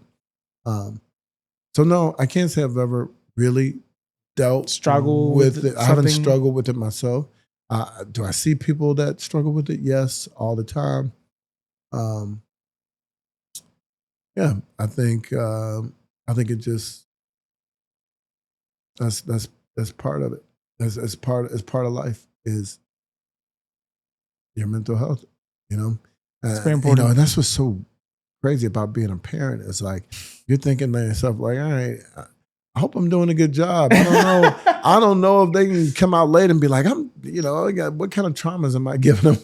You know what I mean? You don't know. It'd be like, you used to be on your phone all the time. Like, you know what I mean? Who knows? Like, I don't know. You were making breakfast, but you were on the phone. Right. It's like, you don't know. Yeah. So like, yeah, like I'm always trying to be conscious of that. Okay. Last part. We're doing brief questions, but it doesn't mean it gotta be like brief answers, right? Yeah. So just another one. Oh boy. But like from the other one, the black ones. Oh, from the black one. Yeah. All right. Oh, you got me switching up the cards. All right. And from that one, we're gonna grab, I want to say a good 4 or 5. Oh, damn. We got the level 3, he called it. It's called level 3. We're grinding. Like now we're in the red zone. Okay.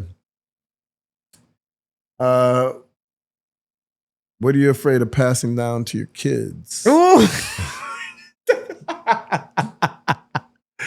Any trauma at all. I don't want to pass no trauma down to my kids. What am I afraid of passing down to them?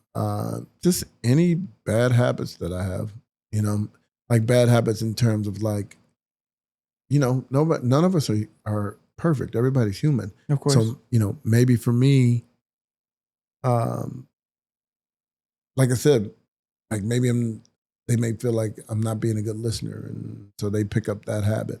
Or I don't know, like just like any bad habits that I have. I don't know, obviously I have some bad habits. I'm trying to think of ones that I have that my kids would have that I passed down to them. I don't know. I really don't. This is like bad habits, any type of bad habits. Okay. Whenever you had your kids, were you like afraid of being a dad? No, I wasn't afraid. I think, when we decided to have Josephine,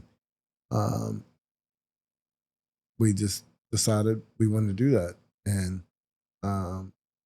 we weren't married at the time, but it was what we wanted, to have a child together. Yeah. So we did. And but then like I think my son, I didn't necessarily want to do that just because, we were in the process of opening up another studio, and like it was just a lot going on. And I just felt like the timing was bad because it was going to put her in a situation that she'd be alone a lot. Yeah. Not that she's, Yeah. Understanding like I was traveling. There are a lot of things happening. But I'm traveling from here to another state, and I'm already like busy, but now I'm extra busy. And it's like, so I just didn't want to do it. But, it was too late. I don't regret it. Of course. And I'm happy, we did want to have, another child. But then, my hesitancy for it, I hesitated, but it was too late. The hesitation was past that.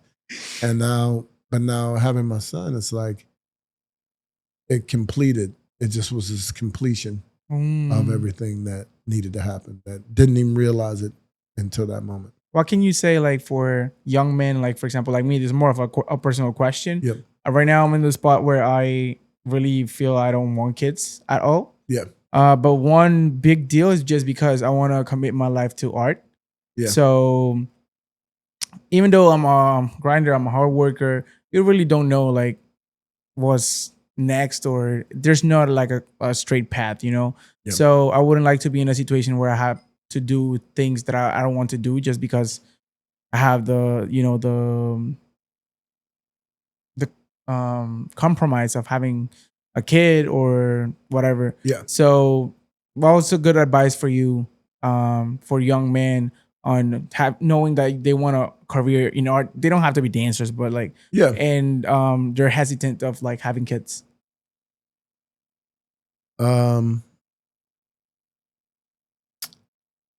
Everything happens for a reason. I think that if God blesses you with a child, it is just that, a blessing. And you'd be surprised at how much it elevates you as an artist and as a grinder, as a provider. It elevates you. It elevates you because now there's like this little human that's depending on you Yeah. to eat, for everything. It's such a crazy feeling. Also, the type of love that you have for this human is beyond any type of love that you've ever had. Imagine falling in love with a girl for the first time and like that love where you just like, very strong. I cannot imagine not being around you every 24 hours a day, and I just want to hold your hand and just look in your eyes and like, you know, that like the pinnacle of love. Okay. So imagine that times 10.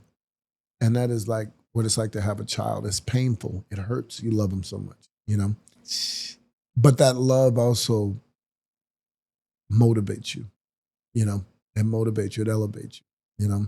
So, you know, if you don't want to have a kid, don't shoot up the club.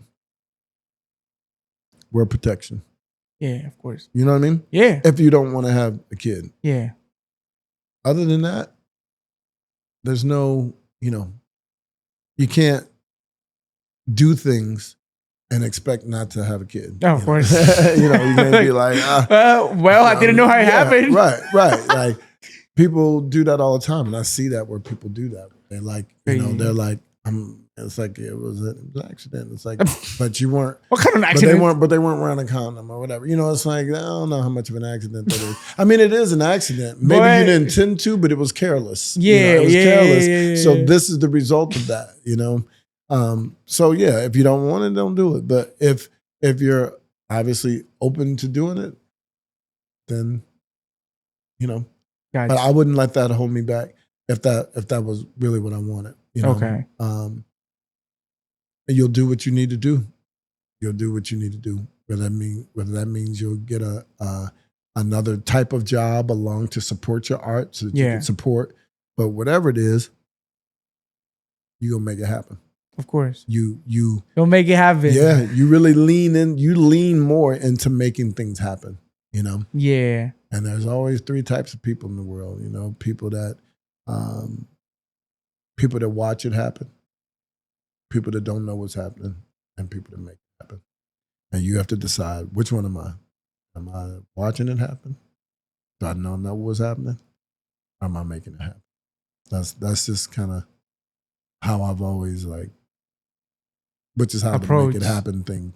Yeah. Actually, it came from Scoop, Batman Scoop, because he would always say that to me at Tommy Boy Records. Okay. I'd be like, "What's up, Scoop?" And he'd be like, "Oh, yeah, what's up, KP? Make it happen." I was like, "I got you, bro. I got you. I gotta make it happen." Like, what up, man? He'd be like, "Make it happen." You know, and it was just something that stuck with me. Nice. In my earlier New York years. Good. Let's grab another card. Oh boy. You're like, oh boy. All right. There's a closure you never got to have.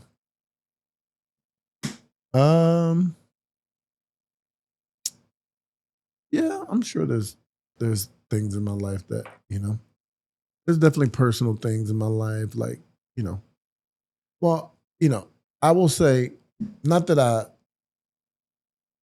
never got to have, it's just maybe I don't have. Yeah. You know?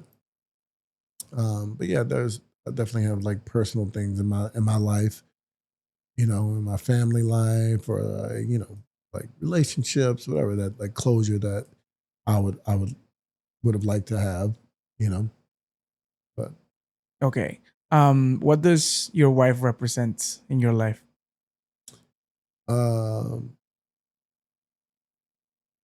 well, support for one thing. Um, like she's just resilient. Uh, smart, uh, loving, caring. Like she's, you know, she's my rock. You know, like I can count on her. She's gonna be consistently there. You know, I mean, I'm not the easiest person. You know, and you know, our relationship has been over the course of 18 years of me developing and growing as a young man in New York City, you know, and her journey growing as a young woman in New York City. So, um, you know, at the end of it all, we're you know we're standing here, she and I. You know, we've only been married for a year. You know, so, but you know, as you know, like our daughter's 9 and our son is 3. So, you know, marriage is just never something that I really Like look up. expect. I had to, like I said, I was married once, or whatever. But then after that, I was like, is it really necessary to do that Yeah. to like prove my love? You know, Yeah. if I'm we're together, we're together. You know, Yeah. um, and I think she felt the same way. But I think that once you start to add other components to it, like children, Yeah. you know, uh, you just you know things look different. And you realize the value and the importance of the unity of a unit, you know, and the importance of that for the development of your child. Now, I'm not saying that you're not capable of raising children if you're like a single dad or a single No, mom or but whatever. just give But I just different feel like context or I just different yeah, I feelings. just feel like it's better for me for that environment, and so we felt that, you know, well, I would say I felt because I proposed to Oh. her. um, also, you know, like how weird would that be in a house with 4 of us and 3 of us have the same last name except for the person who just put in all that birth work. And it's like, nah, you know, Yeah, I'm not you don't feeling. get our last name, buddy. No, yeah, and like you know, um, yes, it was important that we were a unit and that we were just, you know, and I guess you could be a unit without getting married, but Yeah, like but like for you, it was for just me, it was, rock solid. Be like, yeah, okay, rocks. let's I just wanted to like really solidify it and solidify. That's the let her word. know, like, hey, I'm here for you too. I got you. We in this. We in this for the Oh, in long haul. this together. Yay! You know, like you know, it was that. So, Okay, let's go have another one. We're almost done. Don't worry.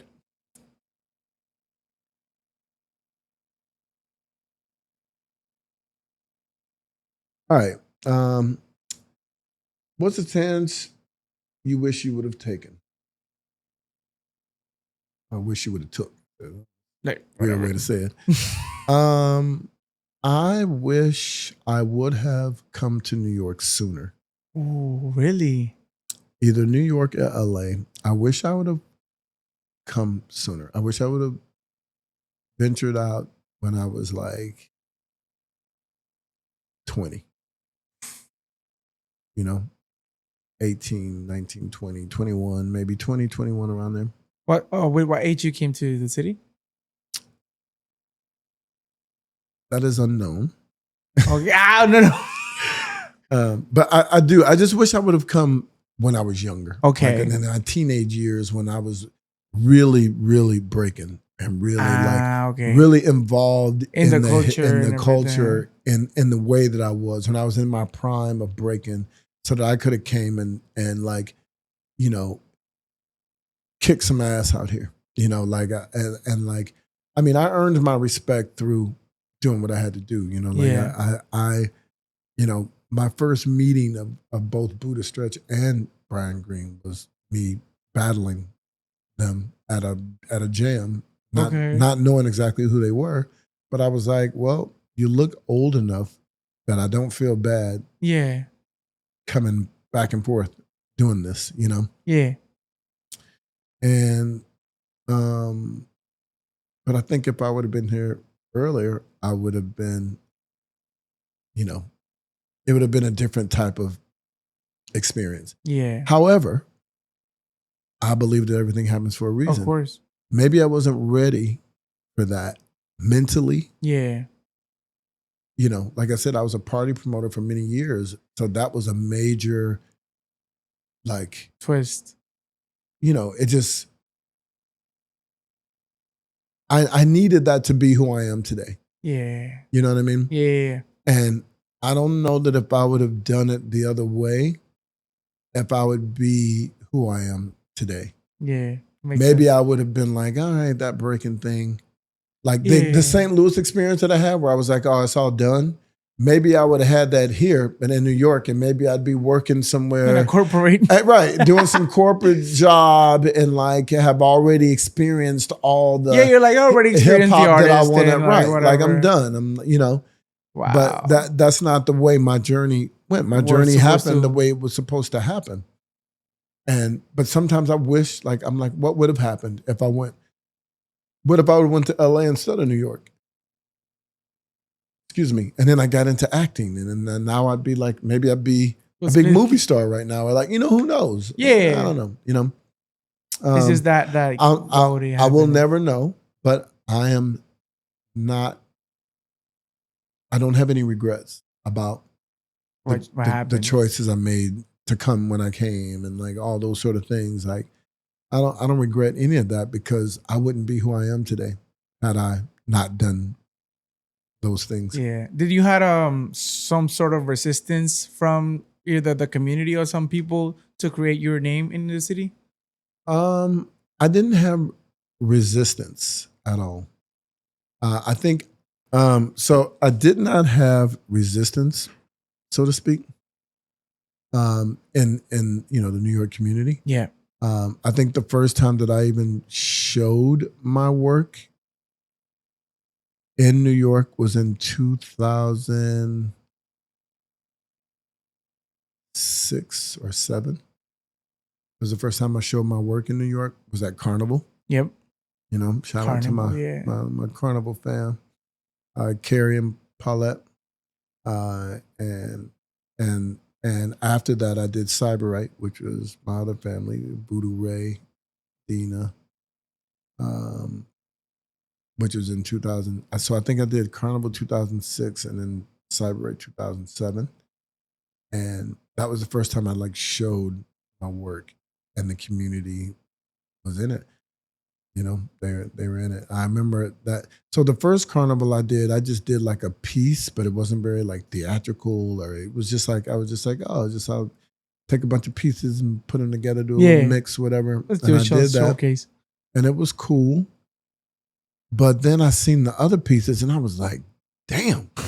Like, oh, they go full out. Yeah, they go full out. Like, they really, all right, so this next one I want to be able to go a little more full out, you know? And that was the one that really solidified it. It was called I think it was called Master of Musicality or something. Yeah. I think it was called Musicality. And it was just a bigger thing, like, you know, wearing tuxedos and all that kind of stuff. And like the hitters were crazy. So it was like, you know, Soraya and Chi-Chi. Jamelia. It was like a lot of Elise, Jess Rabbit, Shorty and Z-Rock. Like it was Desi, Ian McKenzie.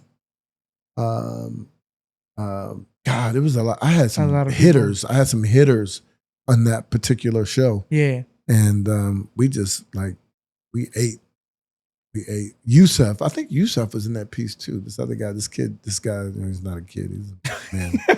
Yusuf is his name. But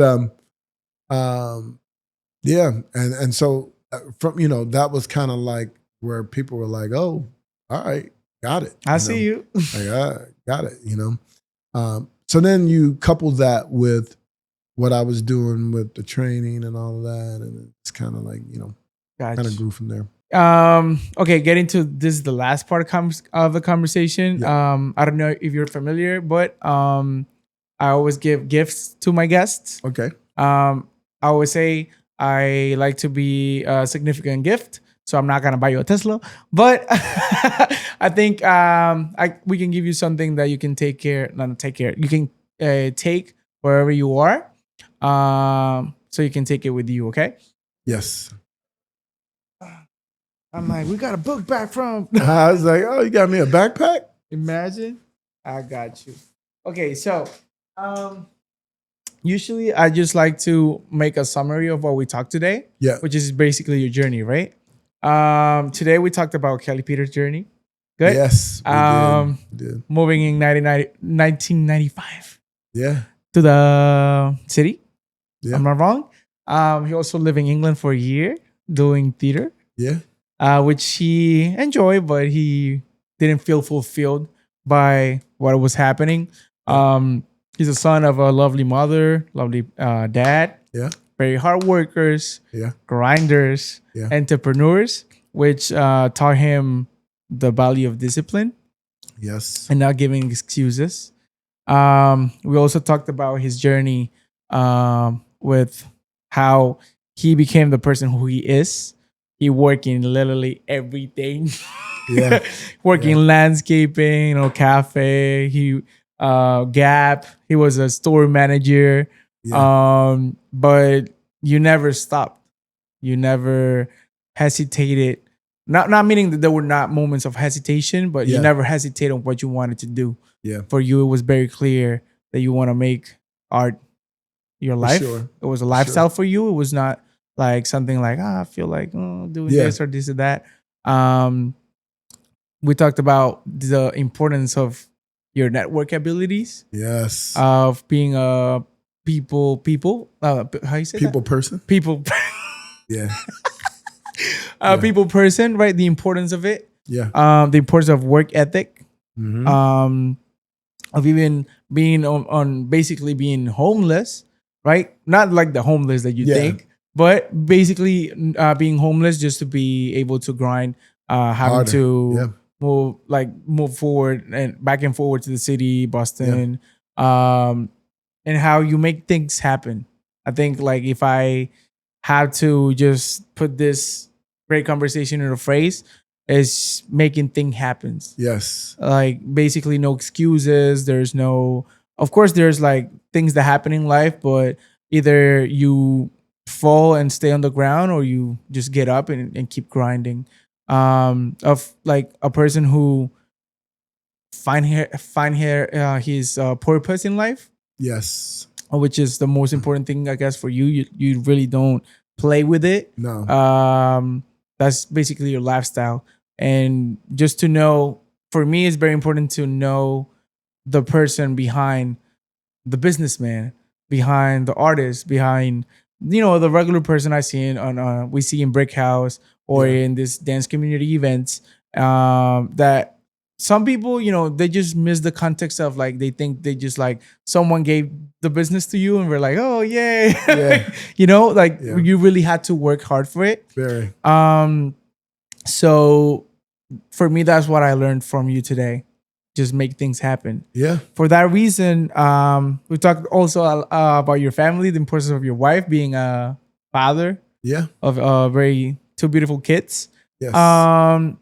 So I think this gift is just the pillars from your life. Yeah. Right. And whenever you have moments of hesitation, or you just might feel lost or you don't know what to do, I think you can just go back to this picture and remember also who you are and what people surround you. In this picture, in this gift, I also included someone that is not with us anymore. Okay.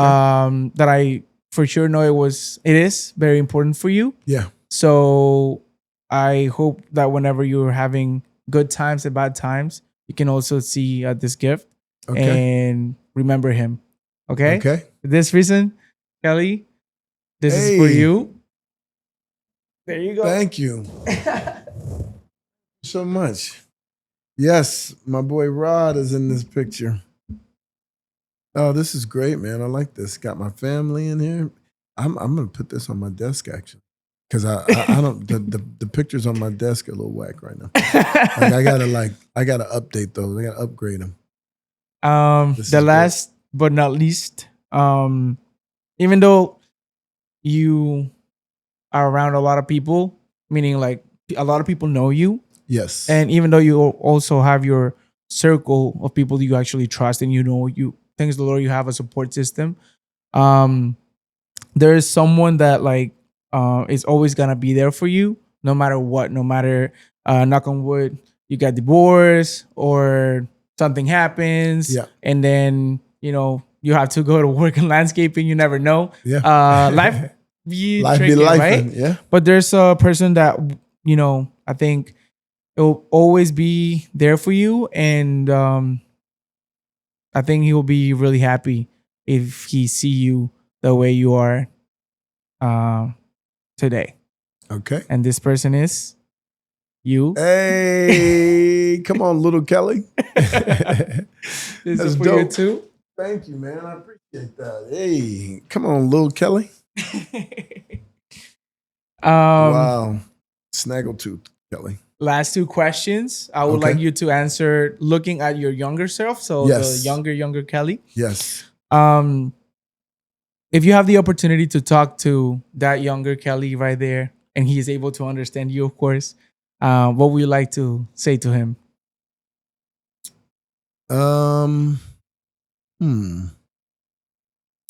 What would I say to younger Kelly?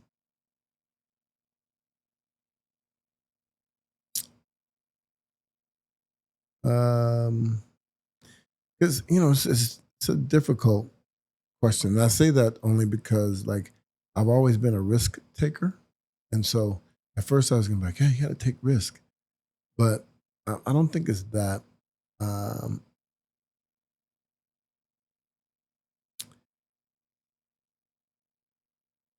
Um, I would say, see that it's difficult, and I'm gonna tell you why it's difficult.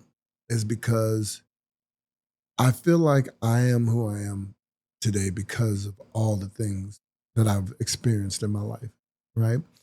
So if I would tell this younger person something, then it would change something about that. Yeah, of course. I guess I would say learn about financial literacy sooner.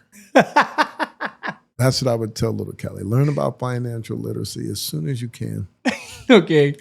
Last but not least, if you have the opportunity to talk to 95-year-old Kelly, what would you like to hear from him?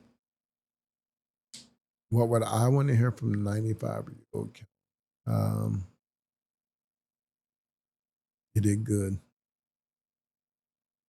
You did good in this world, and left powerful, meaningful, loving legacy um, for the community, in the world in general. Help to make some better people. That's what I would want to hear from 95-year-old Kelly. How would you like to be remembered?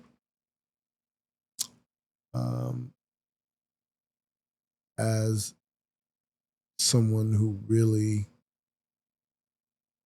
gave to other people, a loving person who get like genuinely gave everything I have in terms of my resources and my, physical, emotional being, that I hope to elevate other people and in some way elevate your life and your journey, in your life experience, that I've given you something that made you have an edge on life. Nice. Kelly Peters, thank you so much for your time. Thank you for having me, Otto. I really appreciate it, man. I told you before, like, I'm here to support, and I love what you're grateful. doing here. I think that, I tell people all the time, first thing you got to do is write it down. The second thing is you got to say it out loud. And the third thing is you got to do it. And, there are many people, I'm sure, that are saying, like, I'm going to do a podcast. Like, I even do it. Like, I'm supposed to be doing a podcast with someone, and we've had meetings about it, and we still haven't done it. You know what I mean? We even bought a couple mics, and, like, it's like, but, like, honestly, I respect anybody that's making it happen, And, there's a lot of people making things happen. Like, we have new studios popping up that, that are like owned by Black men. Like, that shit is beautiful. Shout out to Deshaun and Mark, Smart Mark. Like, they both are doing it. And you got, other Black entrepreneurs that are, making a lane for themselves too. Like, Jonah has his Boss Kids, and then Charles Smith, King Chuckaduck, like he's a major, he's become a major part of our community with Club NYC, and his teaching and everything that he's doing. It's like, New York is dope.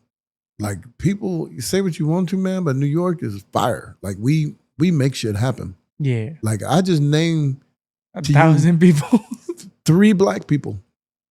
3 Black men that are doing major things in New York City and impacting our community. Yeah. You know what I mean? Not to mention the gods, Buddha Stretch, Link, Khalif, my boy Sekou, Voodoo Ray. They have a whole program that they do. Also SIBO. Like, pillars of the culture, not pillars of the community. No, they're pillars of the community, but they're pillars of the culture. Worldwide. Right? Like, when Stretch speaks, I learn. I'm like, oh shit, I didn't know that. Yeah. Like, Buddha Stretch is a walking hip hop encyclopedia. Yeah. So much respect for those brothers, Mop Top, all of those guys. Like, I love them. I think that they're doing great things. I think our community, man, is amazing. New York has a dope community. We really do, man. It's special. It's special. It's different from other communities. It's different. We like that. Like I said, it's stuff. Then there's something for everybody. There's something for everybody. There's enough for everybody. There's no need to have any type of, Yeah. It's like there's something for everybody. And, I think it's dope. And my hopes are that we all continue to grow and thrive and push each other to do what we're doing. You know what I mean? It's life is tough out here. Life be lifing. So life be lifing. Life be lifing, man. So yeah. But shout out to my family, to my beautiful wife, Crystal, my kids, JoJo, Cassius. Thank you. And obviously Gladys and the whole team, Brickhouse, Desi, Laura, Ty. You already know. Mama, you know what it is. Like, y'all, make my life easier. And I appreciate you for that. Of course. Kelly, thank you so much. I hope you enjoyed the conversation as much as I did. Thank you. I don't know if there's something you would like to ask to me, or if I didn't ask a question that you would like to be asked. Now is the moment to say it. No, I think you did a pretty good job. You was hitting me with these damn cards too.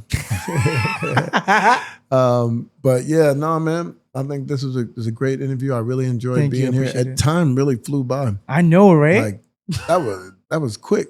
Yeah, it like flew by. Yeah. But yeah, I thank you. Of course. Thank you, and thank you to the New York dance community and to the dance community as a whole. As a whole. For your support with what we do at Brick House. And, I hope you're loving it. And I appreciate anybody that's left their beautiful energy in those four walls. It's like that. The energy that's in those four walls is crazy. It's beautiful. So yeah. Shout out to all my Boston gang, Ian McKenzie, my girl Rhea out Funk Phenomenon, Alex Febrov, Nick Demura, all of those people. Those are all my People. day ones. Yeah, I love them. So Okay. anyway, peace. Thank you so much. Hope you enjoy the conversation as much as I did. You can do it there. Please like, subscribe, comment, and I'll see you guys in the next one. Thank you.